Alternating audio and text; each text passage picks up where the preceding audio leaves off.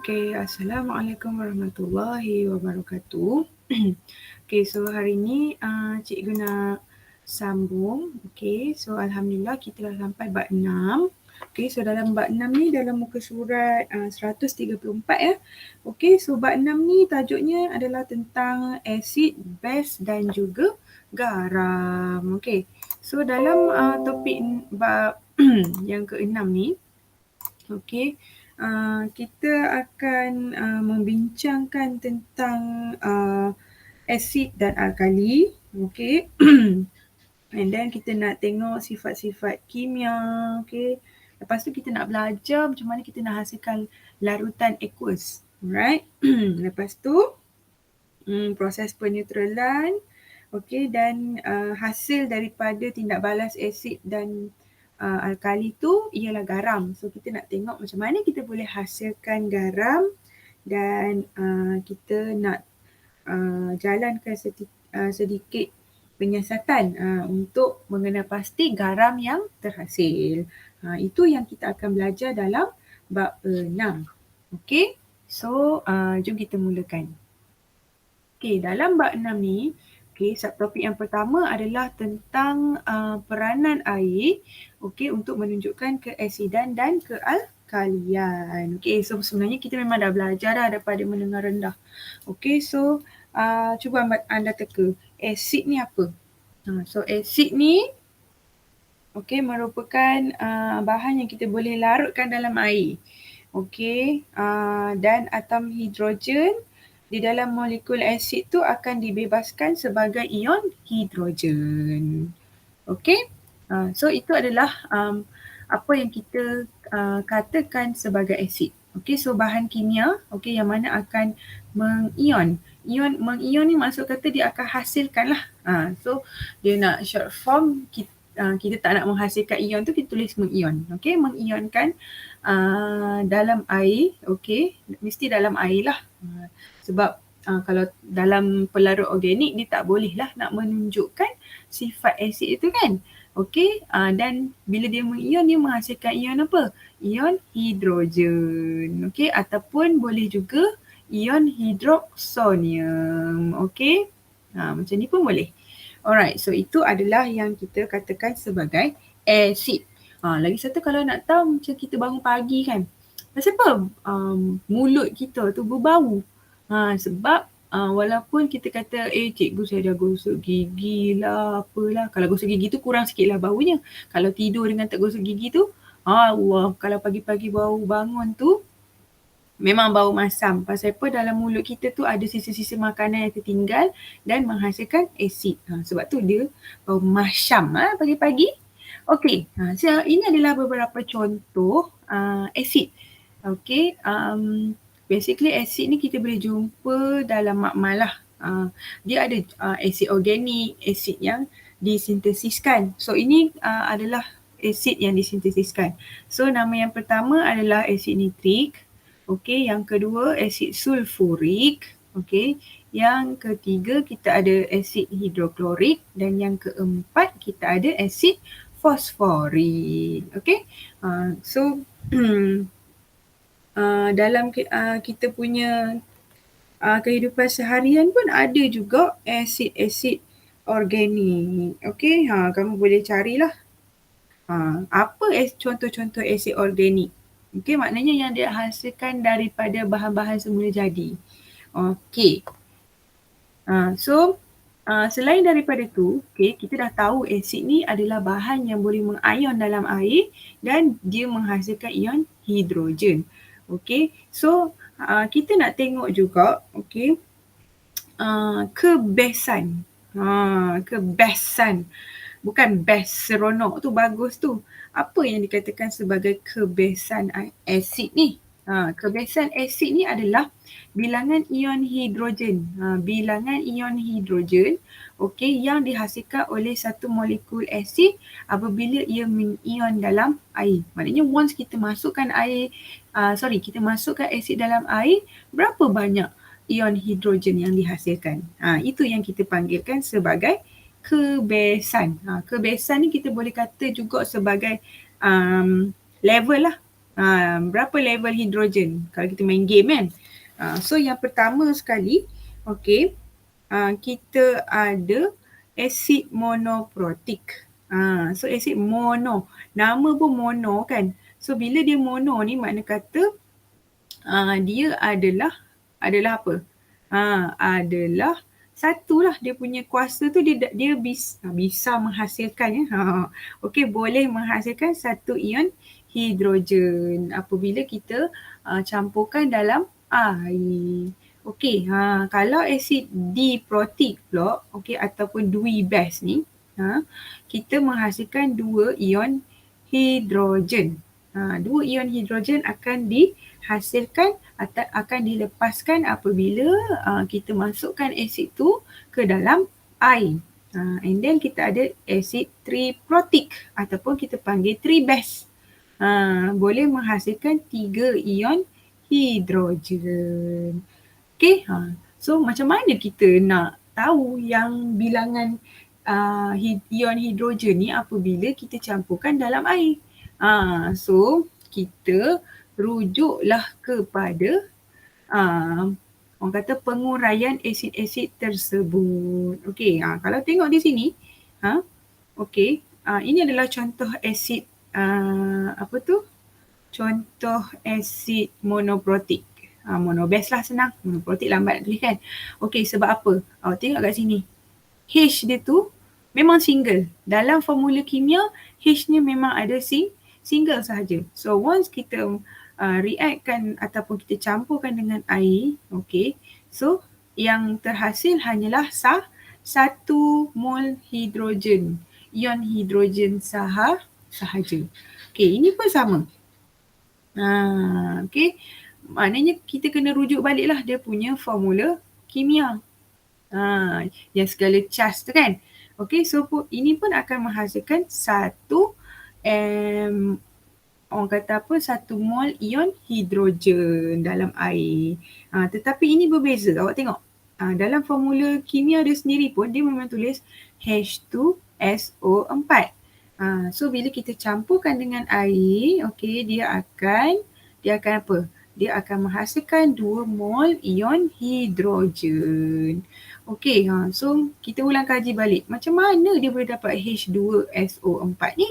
Kan kita tengok dalam senarai ion H+ ni dia hanya charges dia satu je kan. So sebenarnya, okey, kita tengok kat bawah ni, dia ada kaitan dengan persilangan tu lah bila kita nak hasilkan formula kimia kan. So ini adalah H+. Ini pula adalah ion sulfat yang mana dia punya charges adalah 2 tolak. Lepas tu kita buatlah darab silang. So 2 ni akan menjadi bilangan hidrogen tersebut dan satu tambah ni akan jadi bilangan ion sulfat. So tak payah tulis lah. Sebab itulah kita dapat H2SO4. Okay. So sama juga dengan H3PO4. Ini asid fosforik. Nampak? Bila kita campurkan dengan air, okay, ion hidrogen yang akan terurai adalah sebanyak 3 mol. So, dia punya main point dia kat sini, korang kena tengok balik formula kimia untuk setiap asid lah. Setiap asid.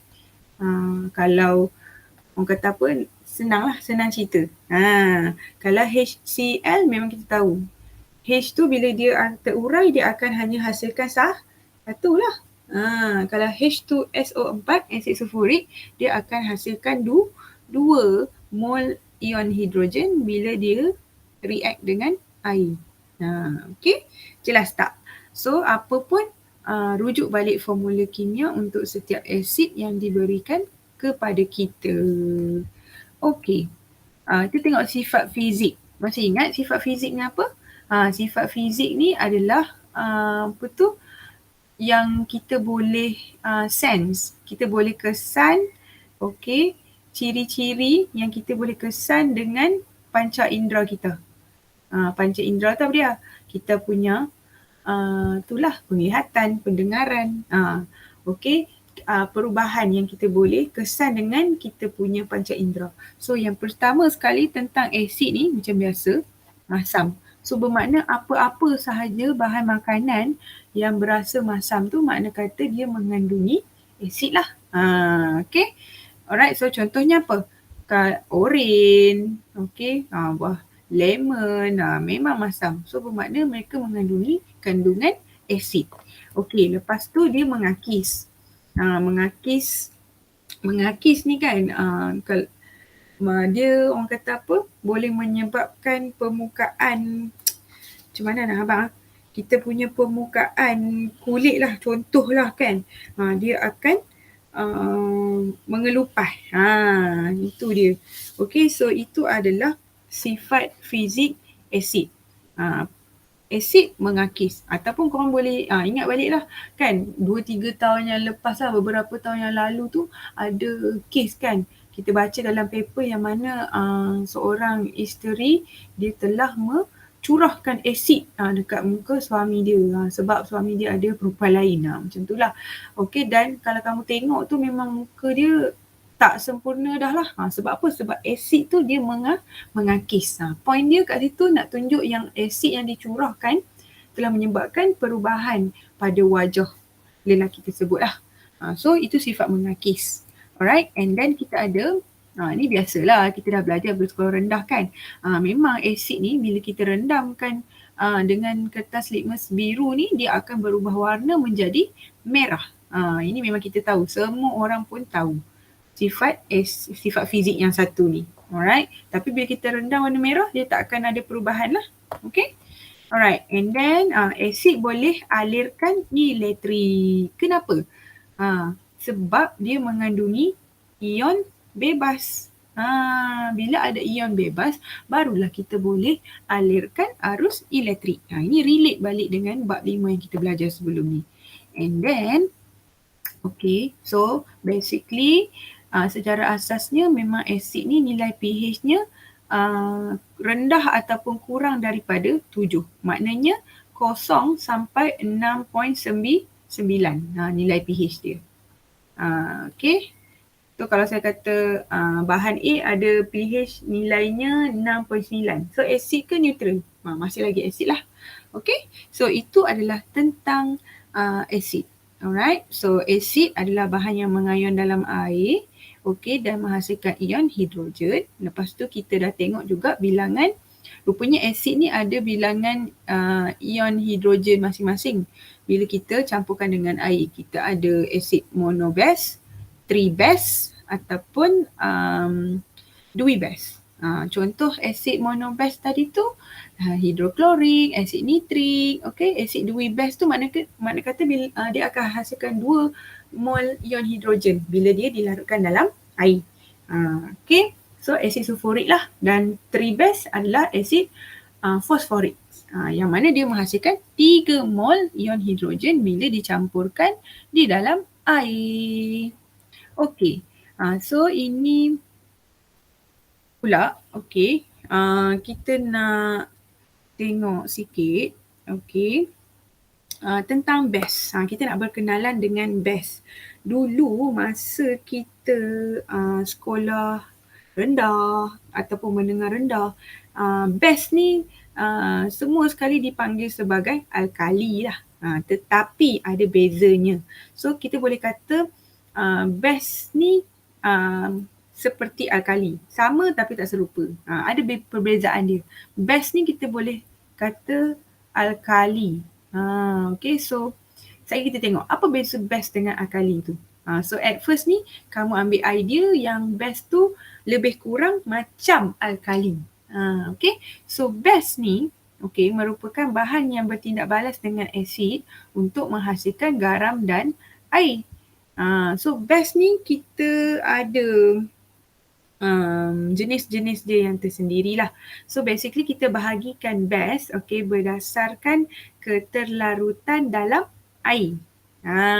Okay. So contoh-contoh base adalah yang pertama, apa-apa sahaja hidroksida logam.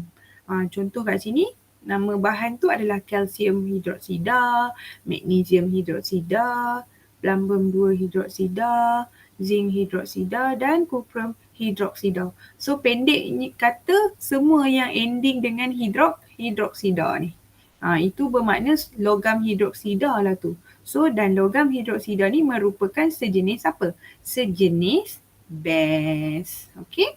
Lepas tu contoh base yang kedua pula adalah oksida logam. Sama jugalah macam hidroksida logam tadi tu. Ending dia semua dengan nama oksida kat belakang. Magnesium oksida, aluminium oksida, kuprum 2 oksida. Okey. So base ni sebenarnya dia tak larut dalam air tau. Kita bubuh highlight kat sini. Base ni, apa beza base dengan alkali? Yang cikgu kata sama tapi tak serupa. Base dia tak larut dalam air. Tidak larut dalam air.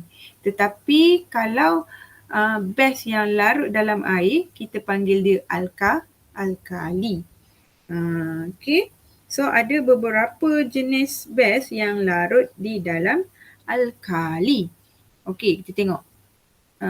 Base yang larut dalam alkali pula. Base yang larut dalam air. So base yang larut dalam air ni dipanggil alkali. Okey. So alkali, once base yang melarut dalam air ni, dia akan bertukar nama daripada base, dia akan menjadi alkali. Okey. So once dia bertukar menjadi alkali, bermakna kita boleh kata base yang larut dalam air atau alkali ni, kalau orang tanya ialah bahan kimia yang mengion dalam air untuk menghasilkan ion hidroksida. Nampak? So alkali merupakan base yang larut dalam air lalu menghasilkan ion hidroksida. Okey, kita tulis kat sini. Base yang larut air. Bila dia larut dalam air, nama dia alkali. Dan alkali tu, apa alkali? Alkali tu adalah bahan kimia yang mengion dalam air lalu menghasilkan ion hidroksida. Okey, apa contoh alkali ni? Yang pertama kita ada amonia. Yang kedua kita ada kalium hidroksida. Lepas tu kita ada natrium hidroksida. NaO. Jangan sebut NaO tau. Okey, lepas tu nombor 4 adalah barium hidroksida dan juga natrium oksida. So kalau kamu tengok kat sini kan, macam yang slide yang sebelah tadi tu kan, bermakna ada beberapa jenis hidroksida logam dan oksida logam yang larut dalam air. So bila dia larut dalam air, dia dikenali sebagai alkali lah. So antara hidroksida logam dengan oksida logam yang larut tu, kalium, natrium hidroksida, barium hidroksida. Okey. So ini apa yang terjadi bila orang kata alkali bertindak balas dengan orang kata air. Bertindak balas dengan air. Apa yang akan terjadi?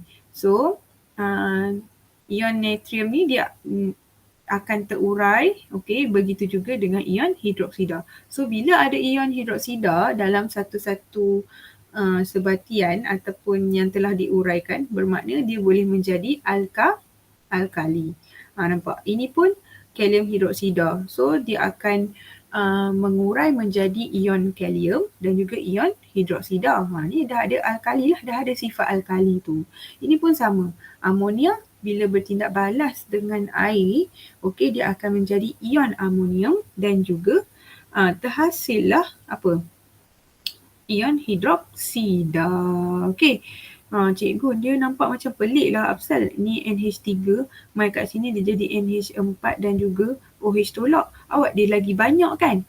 So dia macam ni lah lebih kurang. Okey, tambah dengan H dengan OH. Ni sebenarnya daripada gambaran H2O lah. Kan hari tu kita belajar ikatan datif kan? So ikatan datif ni dia akan masuk di sini lah. So dia akan terkeluar ni tu yang dia jadi macam NH4 kat situ, lepas tu jadilah ion hidroksida. Okey. So itu adalah alkali. Jelas tak alkali? So cikgu harap penerangan cikgu ni dapat bantu kamu faham tentang alkali. Okey. So kita tengok sifat fizik. Sifat fizik ni lagi sekali cikgu nak ingatkan merupakan satu sifat yang kita boleh kesan perubahannya dengan panca indera kita. Okay, so apa sifat fizik alkali? Yang pertama berasa pahit. Apa contoh makanan yang berasa pahit? Peria. Okay, lepas tu kita ada sabun. Kan, duk mandi punya syok berangan, air sabun masuk dalam mulut. Rasa apa? Rasa pahit. Okay? So itu adalah antara bahan sekeliling kita yang berasa pahit dan bersifat alkali lah. Sebab dia boleh larut dalam air. Okay, lepas tu mengakis sama juga. Kalau dia punya nilai pH tu terlalu besar, maknanya sifat alkali dia tinggi dan dia boleh mengakis lah. Okey. Yang ni biasa kita belajar kat sekolah rendah, kertas litmus merah akan bertukar menjadi biru sekiranya kita rendamkan ke dalam larutan yang mengandungi apa? Yang mengandungi bahan beralkali. Okey. Juga boleh alirkan arus elektrik. Kenapa macam tu? Sebab dia mengandungi apa? Mengandungi ion yang bergerak bebas. Nampak? Ion bergerak bebas tu contoh dia macam tadilah. Bila natrium hidroksida ni kan kita campurkan dalam air, so natrium dengan ion hidroksida ni akan terurai. So dia boleh bergerak bebas. So bolehlah menghasilkan apa? Elektrik. Okay? Ingat balik kita punya ikatan logam ataupun inilah sebatian ionik. Okay? Last sekali, okey, nilai pH-nya tinggi daripada 7. Bermakna 7.1 sampailah 14 merupakan alkali lah. Okey, so itu adalah sifat fizik bagi bahan alkali. Ingat ya, alkali itu merupakan apa? Merupakan base yang larut dalam air. So ada beberapa jenis hidroksida logam dan juga oksida logam yang larut di dalam air. So itu adalah tentang sifat fizik alkali. Kita tengok pula kegunaan asid. Ada macam-macam lah kegunaan dia kan. So yang pertama sekali asid sulfurik H2SO4. Okay. Boleh dibuat jadikan baja. Okay, dalam pembuatan baja lah, maknanya kita campurkan dengan bahan lagi satu, so kita akan dapat baja. Lepas tu kita buat deterjen. Maknanya bahan-bahan pencuci lah. Okay, digunakan dalam cat dan diisikan dalam bateri kereta lah. Kalau dulu-dulu tu bateri basah tu kan, yang kita kena bubuh air selalu tu. So itu merupakan yang diisikan dengan H2SO4. Kita bubuh air sebab kita nak cairkan asid sulfurik nah. Okey, lepas tu kita ada asid hidroklorik ni namanya. Okey, ejen pembersih di dalam tandas. Okey. Dan bersihkan logam sebelum penyaduran. Sebab apa kita gunakan sebagai pembersihan? Ini kita ambil advantage daripada sifat fizik dia iaitu mengakis. Okey. Lepas tu HNO3 iaitu asid nitrik. Siapa nak hasilkan nama apa? Mercun ke apa? Bolehlah try. Okey, gurau je. Okey, so boleh digunakan untuk pembuatan bahan letupan. Okey, juga kita gunakan sebagai bahan tambah dalam baja. Okey, pewarna dan juga plastik. Okey. Yang ni asid karbonik, asid fosforik kita gunakan dalam minuman ringan. Okey, pembuatan cuka. Ini asid asetik. Asid asetik. Okey. Dan juga bahan pengawet untuk jeruk lah. Nanti balik Cak Gi ni boring-boring kan, tak ada kerja kan. Tak ada kerja korang buatlah jeruk tu, lada tu. Boleh makan dengan kuih tiaw goreng. So hubungan cuka lah. Okey. Yang ni pula kalau saya tak salah sejenis asid karboksilik, okey, yang digunakan untuk mengawet makanan. Okey. Alright, so itu adalah kegunaan asid lah. Okey. And then kita tengok pula kegunaan base dan alkali. So base dan alkali ni, ini amonia. Kita gunakan sebagai pembuatan baja. Sebab tu bau dia macam hancing-hancing sikit kan. So sebenarnya itu adalah amonia lah asalnya. Okay. Lepas tu ini adalah kalsium hidroksida. Kalsium hidroksida. Siapa yang rajin bercucuk tanam ni dia pandai. Okey, sebab apa? Kalsium hidroksida ni untuk meneutralkan tanah berasid. Okey, selain daripada tu kita boleh gunakan juga untuk buat simen dan juga ayak kapur. Kan? Lah ni kan musim cempedak masak kan. Kalau nak bagi cempedak tu rasa kata apa, rangup-rangup bertambah kerangupan dia tu, bubuh sikit kapur tu, jangan banyak sangat. Okey, alright. Lepas tu kita ada natrium hidroksida, pembuatan sabun. Okey. Lepas tu kita ada magnesium hidroksida. Yang ni siapa yang ada gastrik kan. So nanti doktor akan bagi ubat antacid ni. Sebab orang yang ada gastrik ni dia punya penghasilan asid dalam perut tu adalah berlebihan. Yang tu yang rasa pedih tu. Dan dia kena selalu makan lah. Sebab dia nak kurangkan penghasilan asid dalam perut tu. Asid dalam perut tu signal lah yang perut kita orang kata apa perlukan bahan makanan supaya dia boleh proses. Okey? Selain daripada tu magnesium hidroksida ni juga kita gunakan dalam pembuatan ubat gigi. Okey, so sehingga di situ sahaja kelas kita hari ini. Okey, kita akan sambung untuk kelas seterusnya tentang peranan air dalam menunjukkan keasidan dan kealkalian. So cikgu harap kamu dapat